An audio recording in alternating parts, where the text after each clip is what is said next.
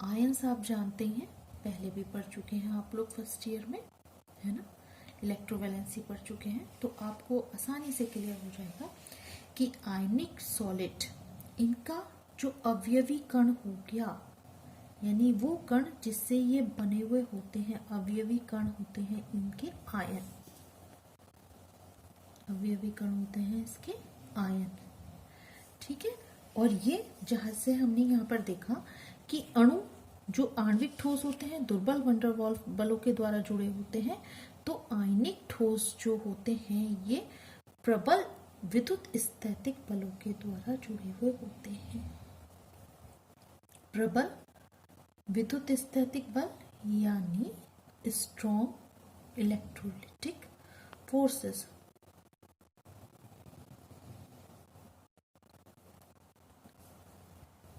प्रबल विद्युत स्थैतिक बलों के द्वारा ये आपस में जुड़े हुए होते हैं। मेल्टिंग पॉइंट है ना, ये इसके हाई होते हैं, यानी उच्च मेल्टिंग पॉइंट होते हैं। यहां से देखिए, आप देख ही लें, अगर ये दुर्बल बलों के द्वारा जुड़े हैं तो इसके बीच के बलों को हम कम मेल्टिंग पॉइंट के द्वारा ही वो टूट जाएंगे, और इनके बल प्रबल होते हैं तो लिहाजा मेल्टिंग पॉइंट इसका क्या हो जाता है, उच्च हो जाता है, ज्यादा होता है मेल्टिंग पॉइंट इनका, ठीक है। मेल्टिंग पॉइंट ज्यादा होता है, और चूंकि ये ठोस प्रबल विद्युत स्थैतिक बलों के कारण होते हैं तो नेचुरल है कि ये कैसे होंगे, कठोर और भंगुर होते हैं, कठोर और भंगुर होते हैं, ठीक है। अब यहां पर कंडक्टिविटी देख लें। कंडक्टिविटी, अगर ये ठोस अवस्था में है ना, यदि ये ठोस अवस्था में है तो ये विद्युत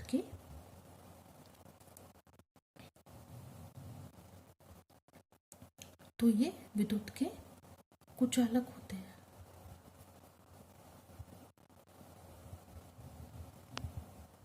लेकिन यदि ये गलित अवस्था में है या जलीय अवस्था में है, गलित अवस्था में है या जलीय अवस्था में है, तो ये विद्युत के सुचालक होते हैं, ठीक है।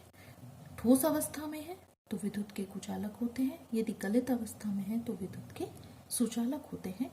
तो इसमें इसके एग्जाम्पल क्या है, हमारा NaCl, जिसको कि साधारण नमक भी कहा जाता है, NaCl या साधारण नमक, KCl और BaSO4 बेरियम सल्फेट, ठीक है। तीसरा हमारा आता है धात्विक ठोस। धात्विक ठोस, अब सबसे पहली बात आती है हमारी कि किन बलों के द्वारा जुड़े हुए होते हैं, तो नहीं, पहले सबसे पहले आएगा कि ये किन अवयवी कणों के द्वारा बने हुए होते हैं। तो अवयवी कण धात्विक ठोस जो होते हैं बेटे, इलेक्ट्रॉन के समुद्र में, धातुओं को ये माना जाता है कि ये इलेक्ट्रॉन के सागर में, यानी इतने इलेक्ट्रॉन होते हैं उसमें हमारे धनायन होते हैं धातु, ठीक है। आप जानते हैं धातु क्या बनाती है, धनायन बनाती है, ठीक है। तो धनायन, इलेक्ट्रॉन के सागर में धनायन होती हैं धात्विक ठोस। ये किससे जुड़े हुए होते हैं, धात्विक बंधों के द्वारा जुड़े हुए होते हैं, धात्विक बंधों के द्वारा जुड़े हुए होते हैं, जिन्हें हम मेटेलिक बॉन्ड्स भी कहते हैं।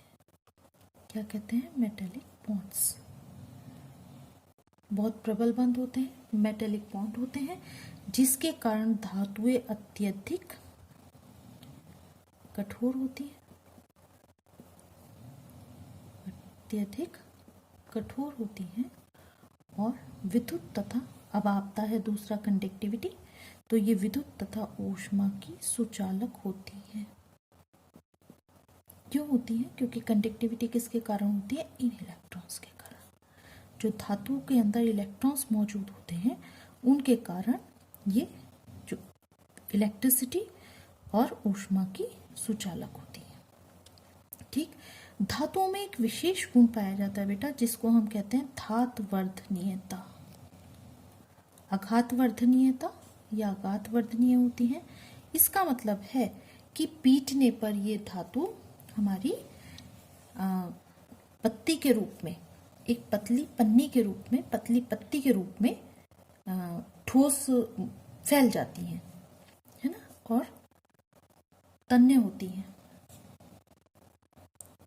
हैं, यानी इनके तार भी खींचे जा सकते हैं।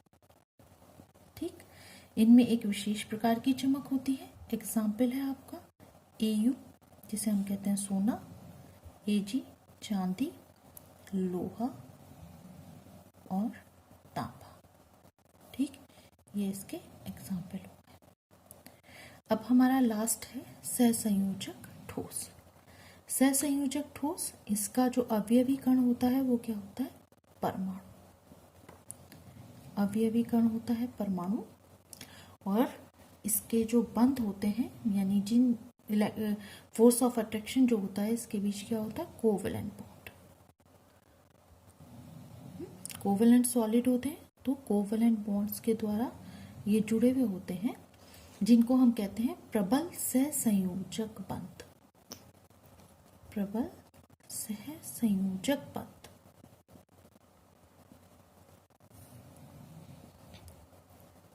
ठीक है, इनके द्वारा ये जुड़े हुए होते हैं।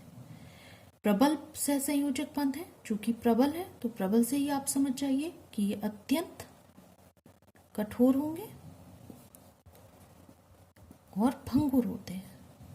भंगुर यानी चोट करने पर टूट जाते हैं।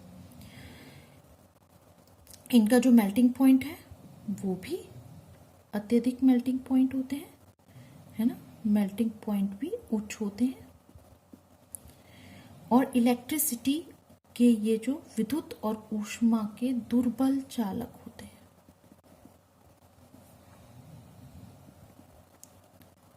दुर्बल चालक होते हैं, इनका एग्जाम्पल है डायमंड और सिलिकॉन। ठीक है, इस तरह से बच्चों हम क्रिस्टलीय ठोसों को 4 प्रकार से बांट सकते हैं।